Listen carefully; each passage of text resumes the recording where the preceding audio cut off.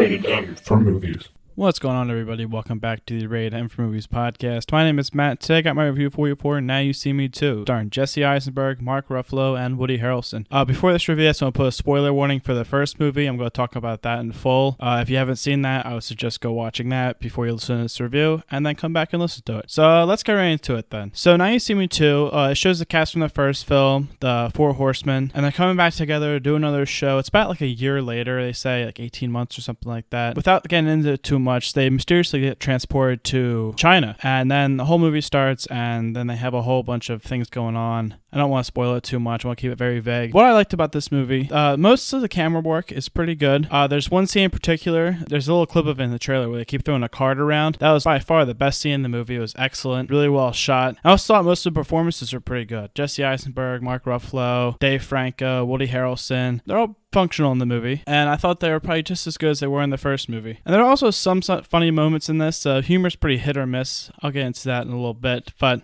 there were some funny parts and some funny jokes I genuinely did laugh at and enjoy. So that's the pros. Let's get into the rest of the movie, which is pretty much a train wreck compared to the first. Let me just say the format of the movie, the first movie had a very unique format, and it was Mark Ruffalo's character going and it kind of like investigating these horsemen, and it showed the horsemen as kind of like these mysterious guys that are always one step ahead of everybody. This time it follows the horsemen a little bit more, and it's not as interesting because it lacks that like sense of mystery that you get from him. You pretty much know everything about him now, and really since they focus on them a lot and they have like their own problems now, they feel really underpowered now compared to what they were in the first movie. And it sucks because you had these four really interesting characters in the movie, pretty much a lot of more interesting characters in the movie. Even Mark Ruffalo's character is more interesting. I'll get into that in a minute, but yeah, I didn't like what they did with the format. I wish they would have kept it kind of similar to the first one. I know that'd be a little bit, people would complain about that too, but I like that format a lot better, and this one just felt really cheap and kind of generic. I feel like I've seen the format in other movies before. The script is very, very boring too, especially what they did with Mark Ruffalo's character. He's basically a punching bag in this movie.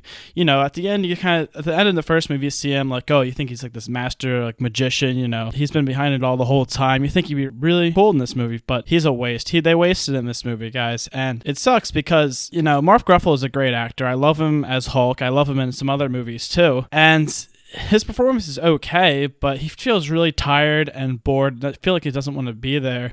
They also give him this backstory that's really interesting. You don't care about it at all throughout the whole movie because really he doesn't get any character development at all. There's also a new character played by Lizzie Kaplan, and she is a lot of the comic relief, I guess, in this movie. This is where the miss and the hit or miss comes from in the comedy.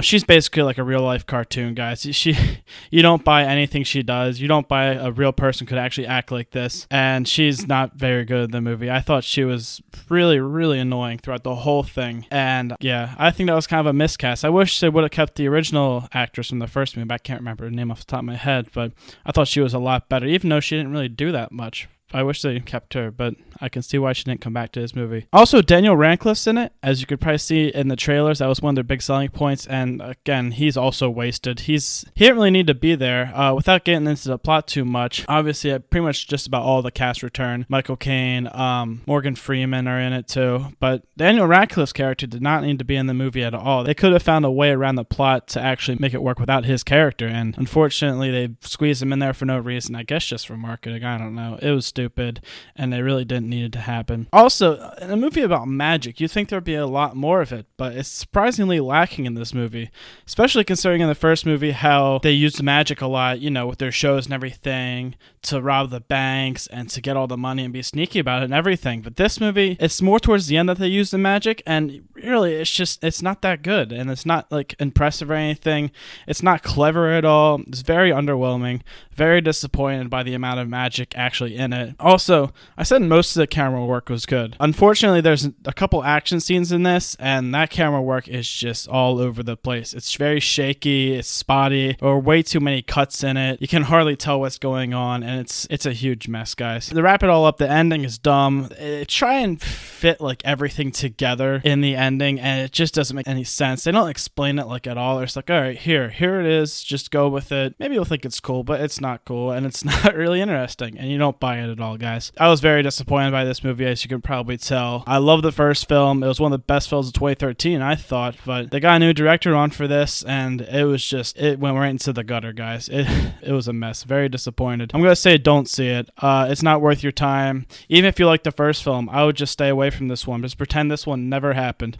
Save yourself. Here's my thing.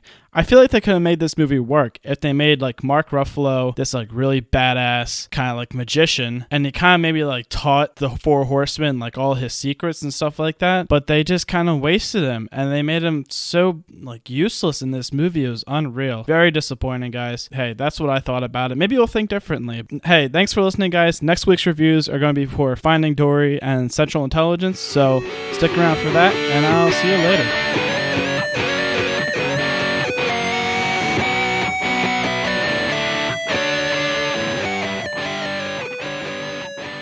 Rated M for movies.